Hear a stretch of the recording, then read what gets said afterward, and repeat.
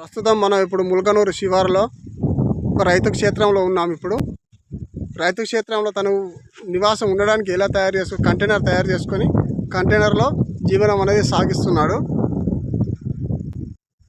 Tank కూడా బిగించుకున్నారు. ఇలా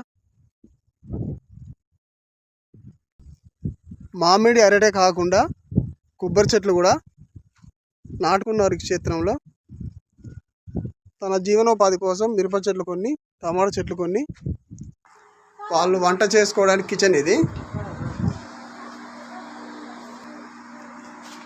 పడుకునే బెడ్, ఇది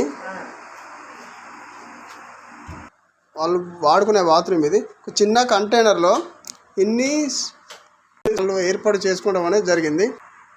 వాష్ బేసిన్, ఇది